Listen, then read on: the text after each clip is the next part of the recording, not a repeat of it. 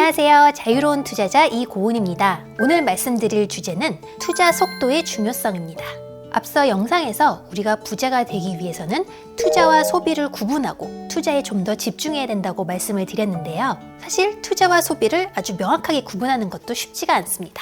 예를 들어서 아이의 생일 선물로 자전거를 사주는 것, 또는 가족끼리 여행을 가는 것, 이렇게 우리 가족의 행복한 시간을 만들기 위한 거는 투자일까요? 소비일까요?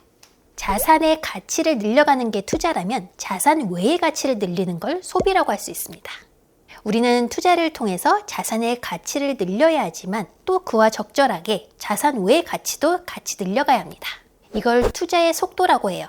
속력과 속도를 헷갈리기가 쉬운데 속력은 크기만을 가진 값이고 속도는 크기와 방향을 동시에 나타내는 값입니다. 그림에서 봤을 때 A에서 B로 이동할 때 방향을 고려하지 않고 이동 거리만 보면 속력이고 시간 대비 변위, 즉 위치의 변화를 보는 것이 속도입니다.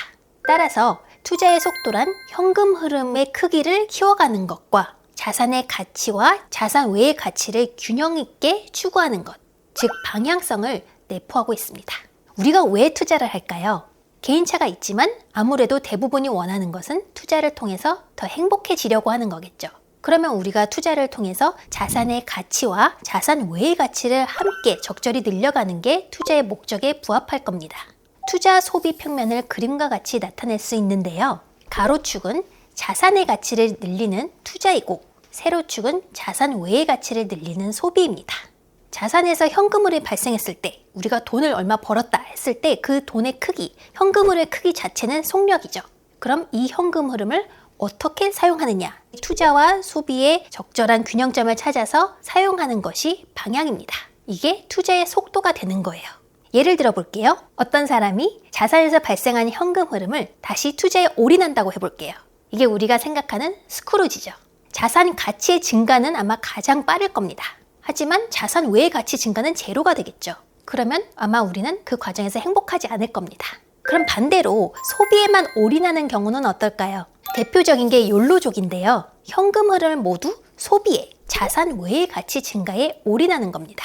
그럼 이렇게 되면은 당장은 기분이 좋겠지만 자산의 증가가 이루어지지 않기 때문에 이 사람은 시간의 자유를 얻기 어렵습니다. 이 중에서 최악의 경우는 자산의 가치도 감소하고 자산 외의 가치도 감소하는데 현금 흐름을 쓰는 겁니다.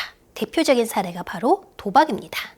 우리가 가고 싶은 곳은 바로 자산 가치도 증가하면서 자산 외의 가치도 함께 증가하는 곳, 그 영역에 가는 것이 행복한 투자가 될 거예요. 그래서 투자에서는 돈을 많이 버는 것, 자산에서 현금 흐름의 크기를 키워나가는 것, 이것도 중요하지만 현금 흐름을 어떻게 가치 있게 사용할 것인가, 이 두 가지가 모두 중요하고 이 두 가지가 투자의 속도가 됩니다. 투자의 속도에는 평균 속도와 순간 속도가 있습니다. 우리가 서울에서 부산으로 간다고 했을 때 서울과 부산과의 거리 약 400km를 한 6시간 정도에 간다고 하면 평균 속도는 시속 67km 정도가 될 거예요. 그런데 우리가 서울에서 부산 갈 때 항상 시속 67km를 유지하는 게 아니죠. 요금소를 지나거나 차가 조금 막히거나 해서 느려졌다가 빨라졌다가 하면서 갑니다. 그래서 순간 속도는 매번 변화합니다. 투자의 경우도 마찬가지예요. 우리가 현금 흐름의 크기도 잘 키워나가면서 소비도 적절히 해서 우리가 목표한 투자 속도가 있다고 했을 때 인생은 항상 우리 계획대로 되지 않죠. 우리의 목표가 있지만 언제나 새로운 변수와 장애물이 발생을 합니다.